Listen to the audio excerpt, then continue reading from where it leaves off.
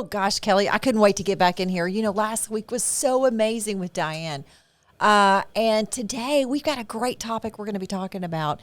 This is like getting really deep, deep, deep, deep. So I'm going to let you start today and tell us what we're going to be talking about. Wow. Well, don't please. I hope you can read that. My writing is not the best. Actually, it looks pretty good. Well, I met with a man last week, and we had talked about our thoughts, and men typically don't think of as having stress and anxiety, but we do. We just have been told not to talk about it and suck it up. And but anyway, this morning, you and I had kind of been emailing and about today's topic, and in between that, I got a message from this person, and he said that I had told him last week that he has a thought and it elicits an emotion, and then we behave. Just talking about how we think as human beings. He said, is it possible that there can be an emotion that elicits a thought? And I thought, that's a great question. And one thing that he and I had never really gone over, and I thought, well, this is one thing we need to go over, and I thought it'd be good to go over today because, trying to elevate, we're trying to be as real, rational, thinking people as possible. I mean, we go further rationally thinking than we do emotional thinking. Emotions can get us into trouble sometimes. Okay, so we need to be better at clarifying and evaluating the thoughts that are coming in my head. It's called the Socratic method. Socrates, clarify and evaluate. Is what I'm thinking, is it real? Is it true? Is it untrue? How will I feel 5 years after this process? How will I feel 10 years? Will it even matter? And so it just puts things into a more clear perspective. And so anyway, there's something in psychology, and it's predominantly in cognitive behavioral therapy. It's called the cognitive triangle. And it's about how we think and how we react, how we behave. So typically, I thought this might be good to look at. So we have a thought or thoughts that elicit an emotion that elicits a behavior. Okay, and so what the man this morning was asking me is, can an emotion elicit a thought? And if you look, the arrows kind of point to all around because they can all interact with each other. It's called bilateral. One can become this one or one can become that one. You can have a behavior. So typically, let me talk about the brain too, because the brain, we can either process from the bottom up or the top down. So if we have a thought, the thought is coming from the top of the brain and it's going to process down. If we have an emotional response, it's going to be a bottom up. And I've mentioned before that on the way up, we have this amygdala, and it is our fight or flight mechanism. It's going to filter the emotion I have before I get up to be able to think about it, to put it into words. And sometimes, unfortunately, what happens is that it gets stuck in that fight or flight, and we never get to really the thoughts. And so what happens is we may say things that we don't mean, act inappropriately, and then regret it like 2 or 3 minutes later. Okay, so we normally will have a thought, and let's take a look at some of these things, like maybe people don't like me. They think I'm ugly. What that does is it elicits emotions, which are negative, depressed, which elicits a behavior, which is I may not go to functions because I'm worried about what people think about me. I may not speak to people in large groups, and it's all because of these thoughts we have. And a lot of times what these thoughts are called is cognitive distortions. And so what you might do is you might catastrophize. Those people that, we're never going to get this deal. It's never going to work. Sold the house, but we've got the contract, but I don't think it's going to go through. Wow. So we catastrophize. It'll never work.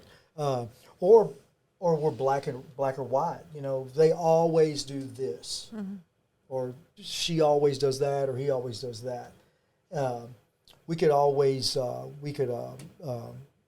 overgeneralize. We can black or white situations, catastrophize, minimize. Like I might say, gosh, Cindy, you do such a great job. Well, I don't do as good as she does. We're always kind of putting ourselves down a little bit. Isn't that kind of human nature? Well, and it's sometimes I think people think it's trying to be humble, maybe. don't want to put themselves out there as being. Don't want to come across as arrogant or narcissistic.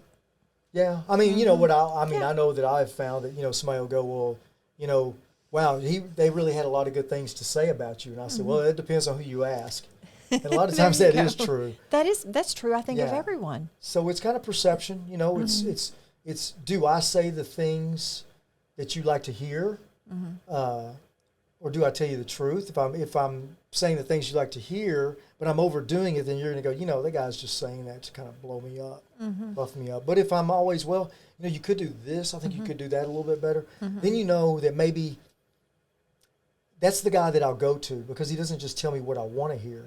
True. It's more constructive criticism. And I like that. I always like to say my wife is my best critic. I'll run it by her, and she's going to tell me the truth. She's going to be honest with me. That's kind of what I'm looking for. But I think we do these to an extreme. We catastrophize. It's never going to work, and it lowers your self-confidence. Also, it's kind of playing the victim. You might be known as being a victim, and you get admiration by others, and that's oh, bless your heart. So people are seeking out different things. Social media really brings that to light. When you get on social media, you can tell people that are playing those victim roles, and a lot of times they do a very good job of it, because every post that they make is something to do with some type of victim role that they're playing. Yeah, I mean, I heard one this morning that this person was in a real funk and things weren't going good, and this is one of those times. And boy, she looked really nice. She was really made up, and I was just wondering how much of that is real, because how much of it was just to get sympathy. I don't know, because I know when I'm not feeling good, I don't really go to social media to try Absolutely not. to build me up. I go to those close to me that mean a lot. And yeah, social media has really provided a platform for whatever it is you're trying to project. Socrates said, if you want to become great, become the person you present yourself to be.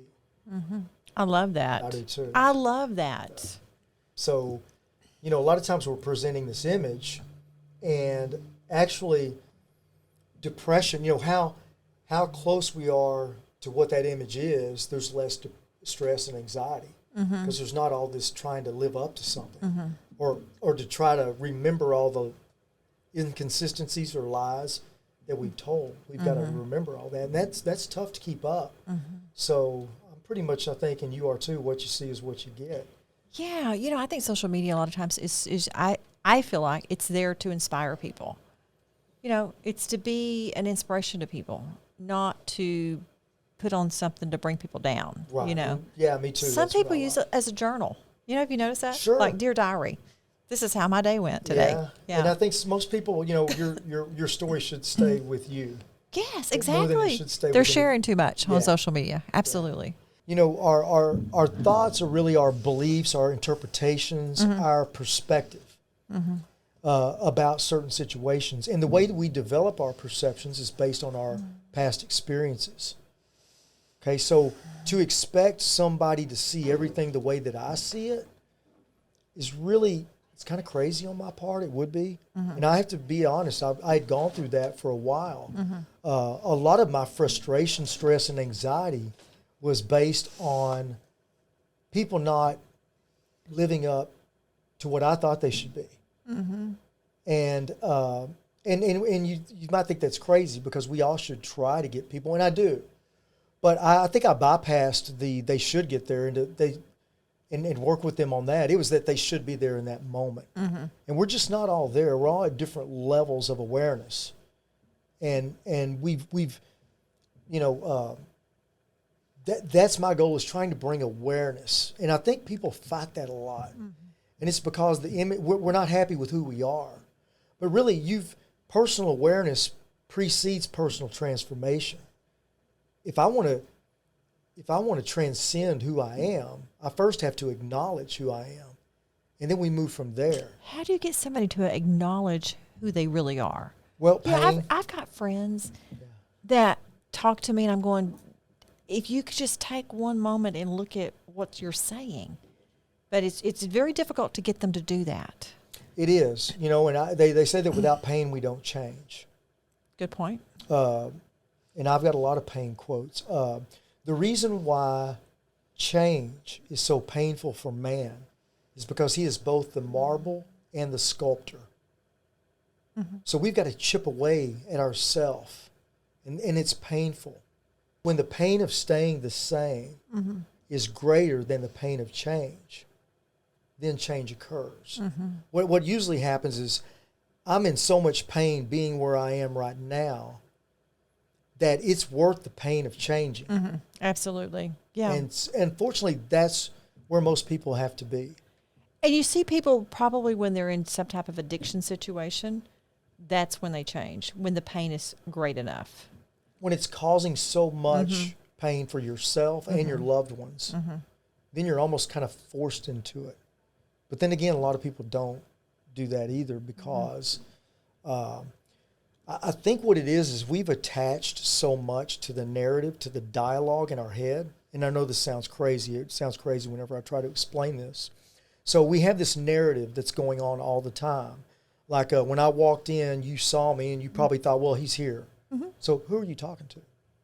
Right? Because you know I'm here. I just walked in.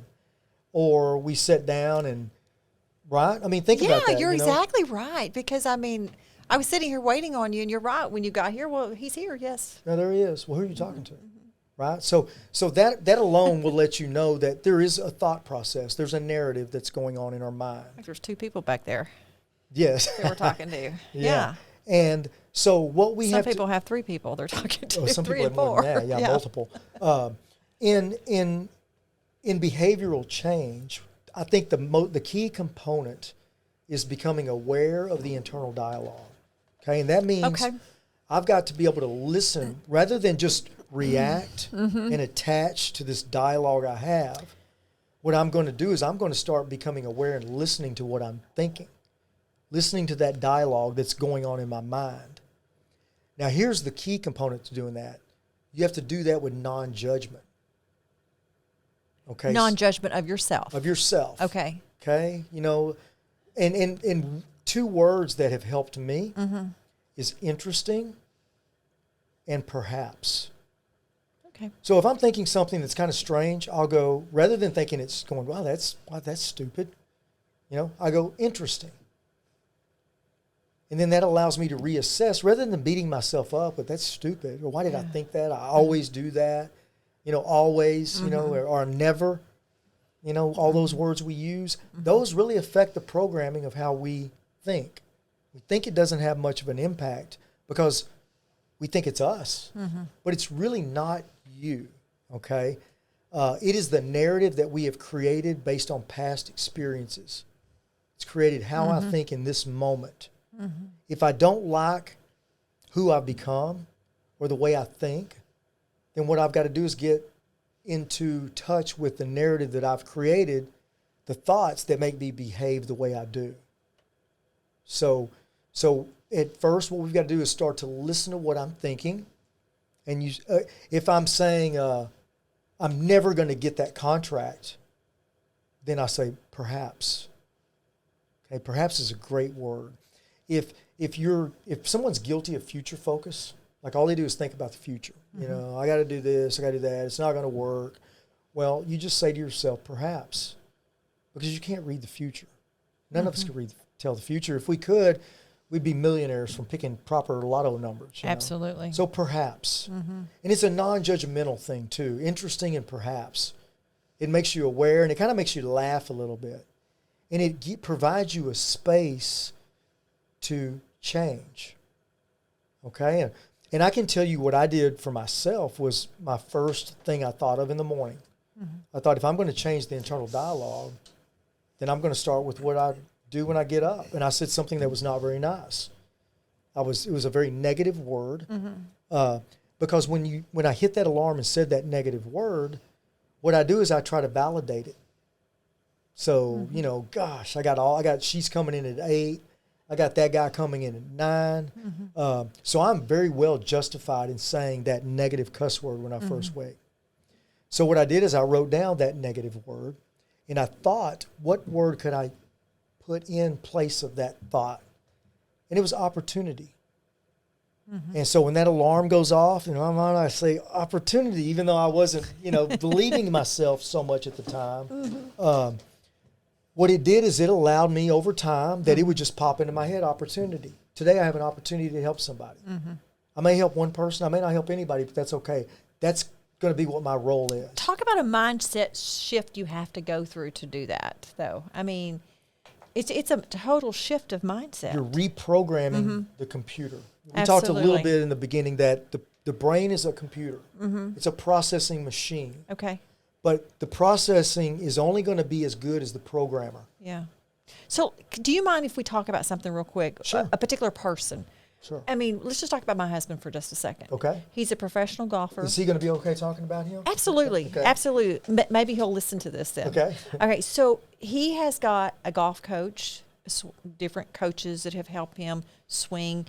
This week he is in Arizona qualifying for a big tour. Wow. I mean, it's like the pressure's on. I talked to him this morning at breakfast, and I can tell he did a practice round yesterday, shot even par on a course he's never been on, which is good. That's great, yeah. So today, though, I could tell the pressure was building on him as he was having breakfast, and I was talking to him. And he doesn't get nervous a whole lot, but I could tell today he was nervous. And so what programming would you suggest for him? Okay, so what I would do is I would practice this prior to the tournament. You know, work on some positive mind things that you think of. Number one is, you know, what I like to do personally is I would say to myself, nobody thinks I can, nobody thinks Really? I will. Sure. So that's what you would say? Yeah, nobody Okay. thinks I can, nobody thinks I will. And that's because from my background and my perspective is that nobody ever thought I could do it. Yeah. And so my thing was always proving other people. I've got to look at what worked for me when I was younger, and it's worked for me. And that's what you are here for my benefit, although my emotions tell me otherwise. These moments are here for my benefit, although my emotions tell me otherwise. Another thing that I would stress with your husband is he has done this thousands of times. This is muscle memory. Absolutely it is. You have trained so hard for these moments. It's the mind at this point. I mean, the game is amazing. It's spot on, but the mind is where it all is now. Yes, and I would trust yourself. And they have a caddy. I'm not a real big golfer, but from what I've observed is the caddies also kind of give an opinion. I would listen to yourself, listen to your caddy. That's it. No more talk. Let the talking is done, and now I'm going to do what I have done thousands of times. Okay. Because we start talking ourselves out of it, you know, and the longer you take to do whatever it is, the more internal dialogue is generated. You know, there's nothing, I'm not going to allow anything negative. You know, this is going to be the ball, the hole. Yeah. And Ball you know, I hole, think that's if it. you hit a bad shot when you're doing one of these tournaments like this, it sets you back mentally tremendously. It can. And that's what he's having to work on too. So just like quarterbacks, short-term memory. Okay, that shot is done and over. Now we're moving on to the next one. Exactly. So you don't ruminate over it. I think that's what his mind coach is telling him, his golf mind coach is exactly that shot's over. See, Move what on I to would do next. is I sit down with each person and I find out some things that work for you. It could be your favorite song. It could be something that really gets you going that you lose track of time.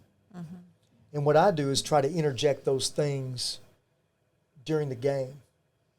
Okay, and so you would think, well, God, I got to be into it. No, you got to get yourself out of it. A lot of times I hear parents that'll go, get your head into the game. No, get your head out of the game. We've done this. We've practiced. Once you know what you're going to do, it needs a 5-iron. You know, I need a wedge. I've got a wind blowing. Just stay rational, logical. Play the scenario in your head. Go with that. Don't ever go, what if?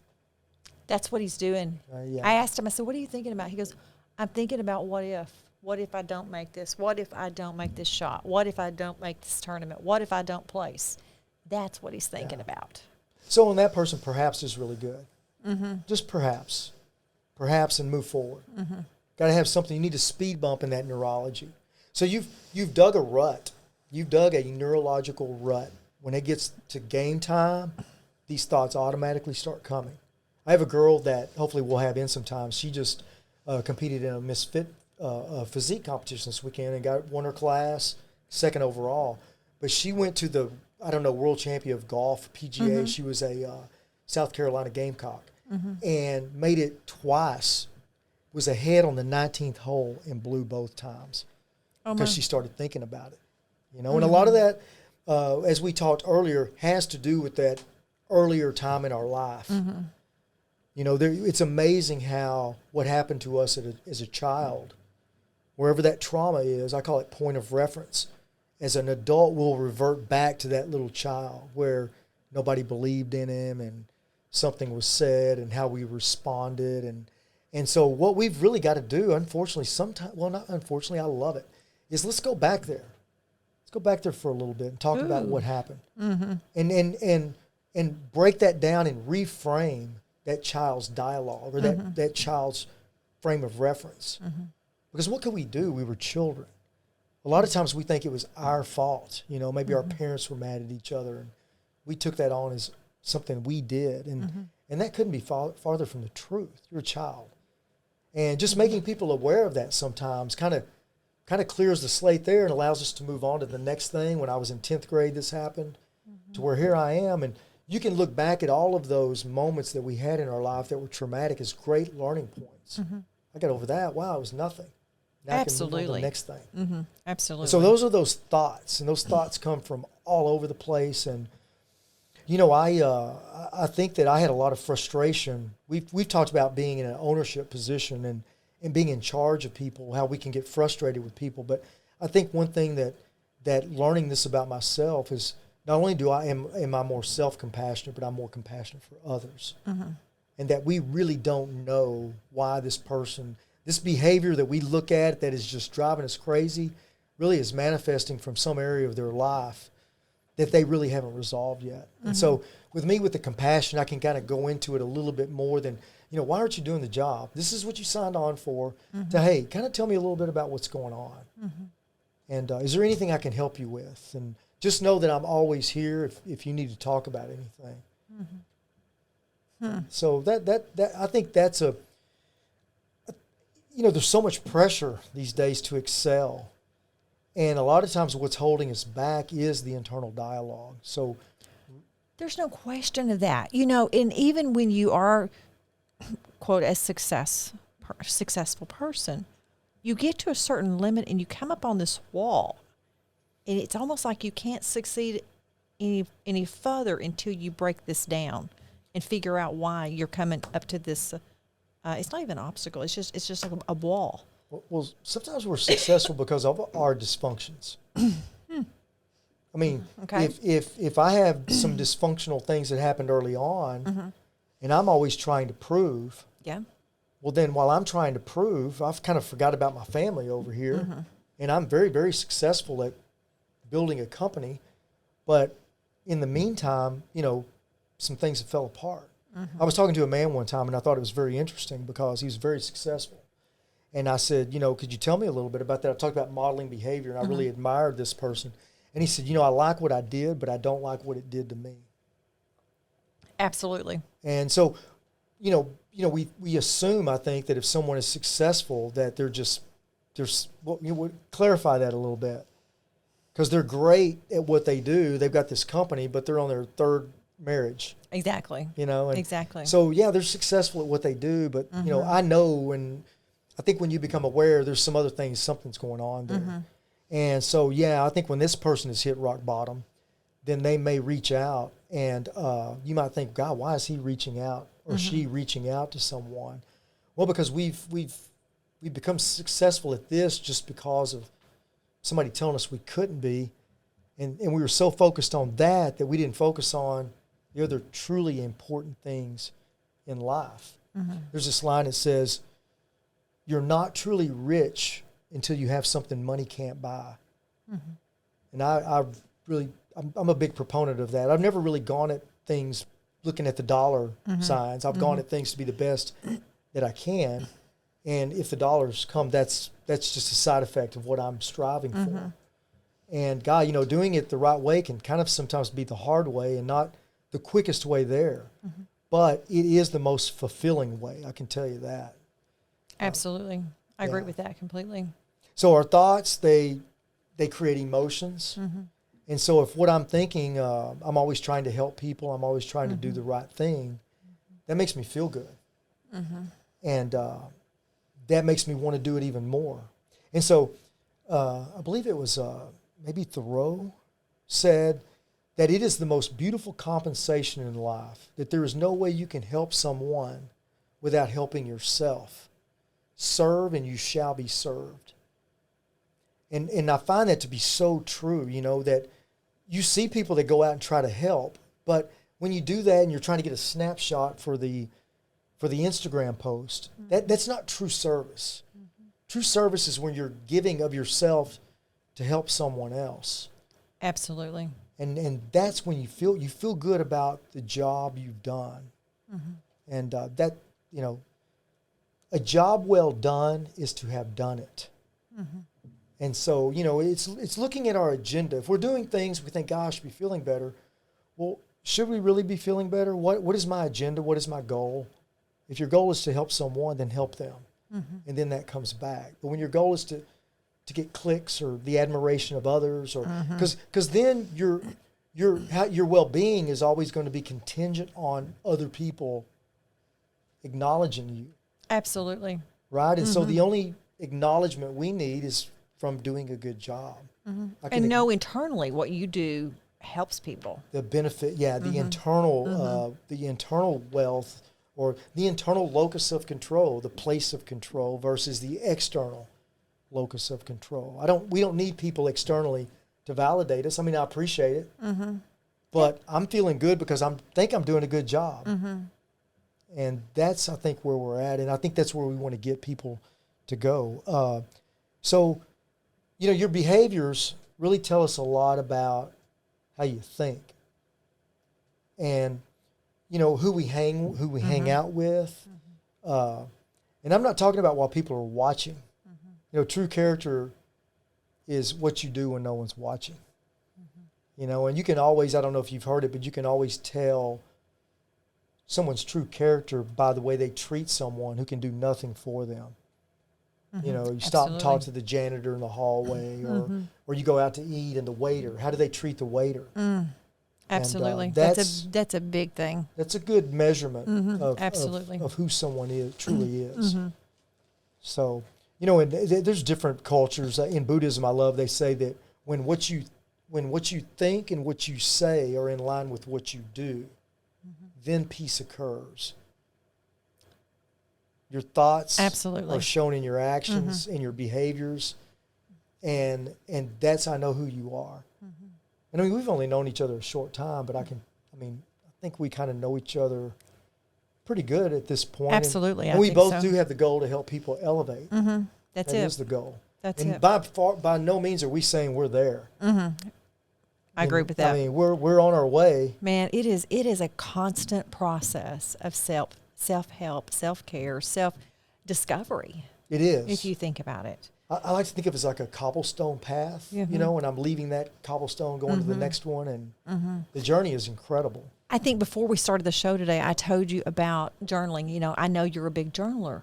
And there's several of our people are kind of trying to dabble into it. My father-in-law was a big journaler. I mean, he's got books and books and books. And when he passed away, it was so fascinating to scan through those books. I mean, it was just great information. But last night I signed up for this 14-day program to journal. And I told several of our agents about it today.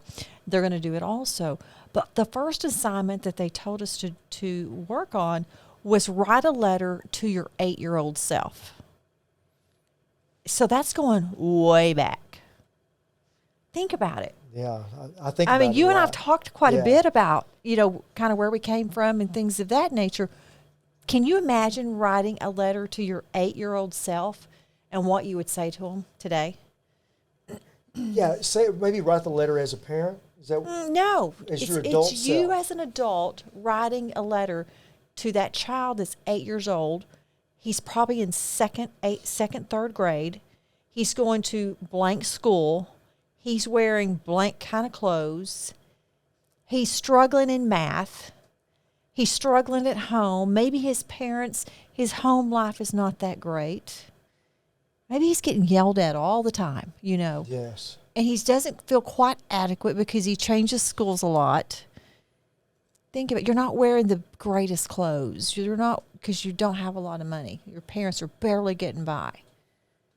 And a lot of that internal dialogue comes from that small child that never was told that he was okay, she was okay. They were told they were important, Exactly. valuable. They weren't complimented much. There wasn't a lot of guidance. I think that is where we have to go back and we have to start. I noticed some things with myself going back, because I told you that I've already kind of gone through that process. But I kind of felt a big responsibility. And looking back now as an adult, well, I mean, you can't be responsible for these situations. You're a child. You're at the mercy of the family that you're born into. They say you can't pick your parents. That's so true. And but the interesting thing now is, as an adult, we know that, but we've never told that to our 8-year-old self. Absolutely. It's easy to see it in other people, but it's really hard to go there in ourselves. And what happens, I think, a lot of times we compartmentalize parts of our life. We put it in this little special box in the back of our minds, and we don't allow ourselves to go there. Occasionally, something will come up that wants to take us there. We have this fight or flight mechanism that kicks in. Our heart starts beating, starts sweating a little bit, and we just avoid. We either avoid by changing the topic or having another drink or having a meal that's high in fat, salt, and sugar, because that'll get us out of there. That's good stuff, isn't it? Yeah, it increases our dopamine. So we leave that place, that dark place that we don't want to go. And and a lot of times that cave that we fear, or that box we fear to go in, really holds the treasure to our liberation that we're seeking as an adult. You are so right. Yeah, it's in that cave. Right. And how long we don't want to go there, it's all dependent on us. You can go in there whenever you want, but you have to go there before you can get to where you want to go. That is so correct. After reading and journaling last night to that 8-year-old self, I would encourage everyone to do that exercise.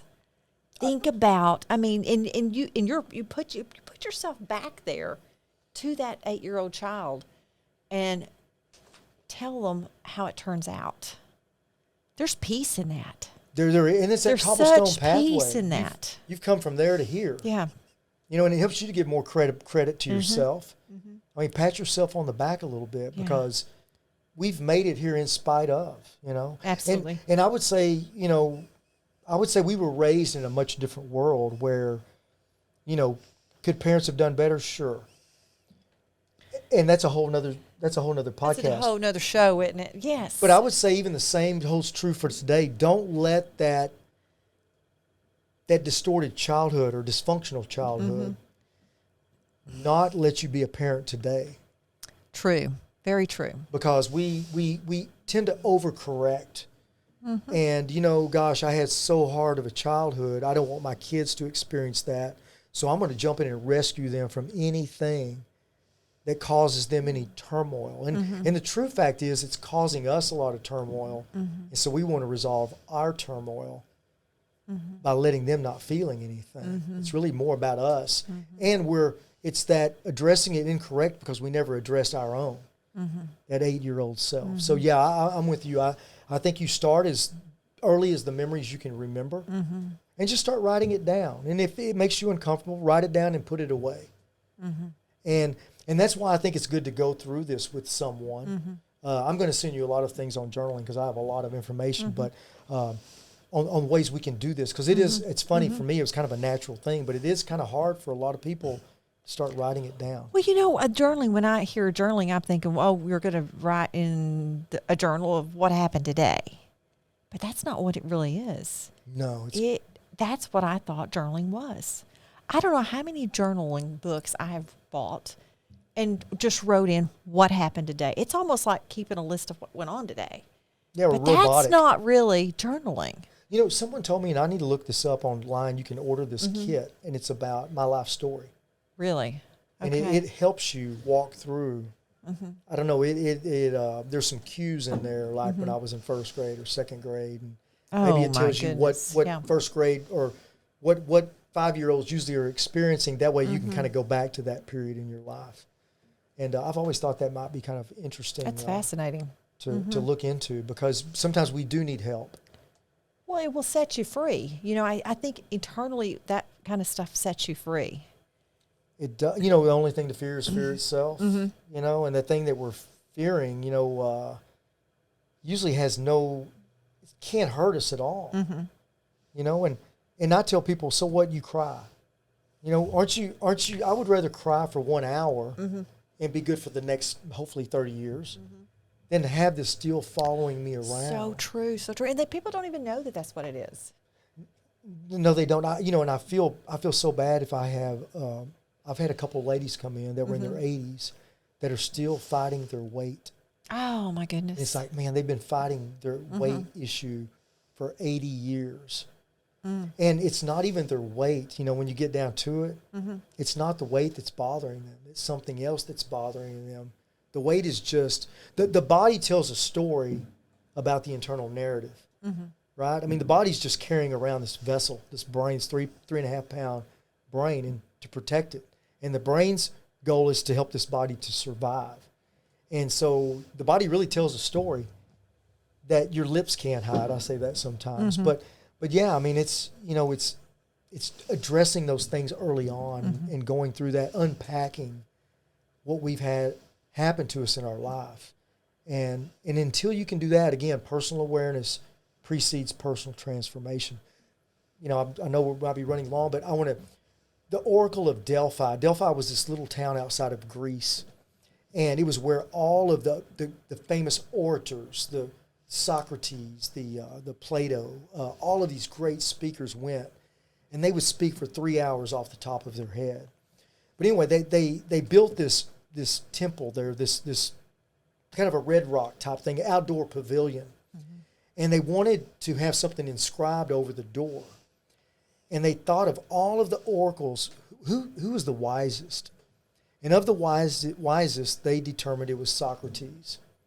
And above that, they put in Greek, I'm not sure what it says because in Greek, but I'll say in English, what they thought was the most important thing was know thyself. The unexamined life is not worth living. Wow. So now we've kind of come full circle. That makes sense completely. Yeah, I mean, know thyself. Completely makes sense. Well, Kelly, as always, I love talking to you. It's been a great show today, and thank you for all your insight today. It's amazing. Thank you so much. Thank you. Thank you for bringing this, because there needs to be this dialogue. Absolutely. One of the things that you talked about today, and we've got to get a guy on here, Dr. Marcus Wade was here last week, and he talked on the locus of control. Yes. Oh my God, internally and externally. Yeah. Fascinating talk. So we got to get him as a guest here as Sure, well. that'd be great. Yeah. Guys, thanks for tuning in today. We love you joining our podcast, Elevate. And you can find us at the different places that we're going to be putting in the comments. Thanks again for joining us.